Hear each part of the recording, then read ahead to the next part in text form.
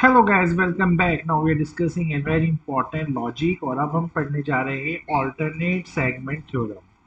सो इस थ्योरम को जब आप पढ़ेंगे तो आप रियलाइज करेंगे ये जो पूरा का पूरा हमारा टॉपिक है ऑल्टरनेट सेगमेंट थ्योरम वाला, ये एग्जामिनेशन पॉइंट ऑफ व्यू से it is very very important. और रीज़न क्या है, जो मैक्सिमम क्वेश्चन होते हैं आपकी एनसीईआरटी एग्जाम्पलर के, वो आपके यहीं से सॉल्व होते हैं।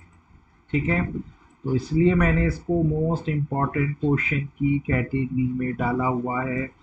बहुत इम्पॉर्टेंट कॉन्सेप्ट आपके लिए होने जा रहा है। देखिए, ये क्या बोलता है, जो एंगल होता है बिटवीन अ टेंजेंट और उसके करस्पॉन्डिंग कॉर्ड। अब आप यहाँ देखिए, अगर ये एक टेंजेंट सी डी है और ये उसके करस्पॉन्डिंग में ये जो बी सी नाम का कॉर्ड है, तो इनके बीच में जो भी एंगल होता है बेटा, इनके बीच में आपका जो भी एंगल, ये जो एंगल आपको दिख रहा है ये वाला, तो ये वाला एंगल किसके इक्वल हो जाएगा? जो एंगल होंगे आपके बाकी के दो कॉर्ड्स उनके इक्वल। भाई ये टेंजेंट था, ये कॉर्ड था, अब बाकी के बचे हुए अगर ये कॉर्ड्स हैं तो इनके बीच का ये जो एंगल होगा वो इस एंगल के इक्वल हो जाएगा। तो बेसिकली यहाँ कुछ भी नहीं है। अगर यार ऐसी ये कोई फिगर है, ये बाई चांस टेंजेंट जा रहा है, तो इस कॉर्ड और इस टेंजेंट के बीच में ये जो भी एंगल है वो बाकी बचे हुए ये जो दो कॉर्ड हैं इसके एंगल के इक्वल होगा। तो बहुत इजी लॉजिक है, इसी के बेसिस पे हमें क्वेश्चन करना है। सबसे पहले भाई कंस्ट्रक्शन करना है और आपको यहाँ पे ओ बी और ओ सी को ज्वाइन कर देना है।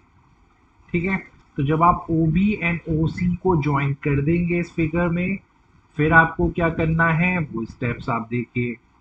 जैसे ही आपने ओ बी ओ सी को ज्वाइन करा, आपको पता है ये रेडियाई ऑफ सेम सर्कल है, और अगर ये रेडियाई ऑफ सेम सर्कल है तो डेफिनेटली एंगल सी वन और आपका ये एंगल जो बी है ये आपस में इक्वल हो जाएंगे।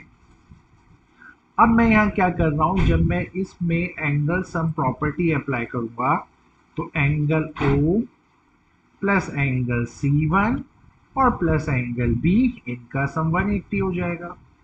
लेकिन हमें पता है क्योंकि ये सी वन अगर यहाँ पे इस बी के इक्वल था, तो डेफिनेटली कल के दिन अगर मैं इन दोनों की जगह ट्वाइस ऑफ सी वन भी लिख देता हूँ तो it won't make any difference. और फिर इस 2C1 को अगर मैं इस 180 के पास ला देता हूँ तो जो मेरा ये एंगल O है वो 180 माइनस ट्वाइस ऑफ C1 के इक्वल हो जाएगा। अब ये करने के बाद आपको जो अगला स्टेप यहाँ पे ध्यान रखना है, अब अगले स्टेप में यहाँ क्या होने जा रहा है, आपको पता है ये जो OC है वो OD के परपेंडिकुलर है। अरे सिंपल सी बात है यार, आपको कई बार बताया गया है कि अगर किसी टेंजेंट में कोई रेडियस आ जाता है तो वो आपस में परपेंडिकुलर होते हैं।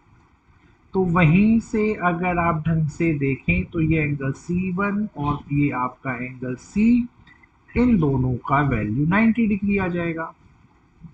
और यहीं से अगर आप इस C1 को अकेला छोड़ दें तो यहाँ पे C1 की वैल्यू, इसी को अगर मैं ट्रांसपोज कर दूं, स्विच कर दूं इधर, तो C1 की वैल्यू आएगी 90 माइनस सी। अब C1 की ये जो वैल्यू आई है उसको मैं यहाँ पुट करके देख सकता हूँ और देन वी विल सी क्या चेंजेस आते हैं। तो जब आपने इस C1 की वैल्यू को इस C1 में पुट किया तो देखिए इस C1 की जगह यहाँ 90 माइनस सी आ गया। और जब आपने इसको कैलकुलेशन किया तो 2 इंटू 90 180 होता है, 180 से 180 कैंसिल, और माइनस का 2 इंटू माइनस का सी, यहाँ पे ट्वाइस ऑफ सी आ गया। अब भाई आप गौर से देखो, एक इक्वेशन आपके पास ये आ चुकी है जहाँ पे आपका ये जो सेंट्रल एंगल है और ये वाला जो एंगल है इसके बीच में एक रिलेशन आ गया।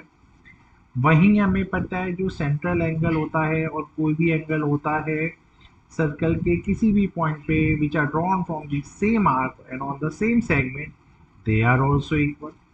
तो अब आपका O ट्वाइस ऑफ सी भी था, अब आपका O ट्वाइस ऑफ ए भी हो गया।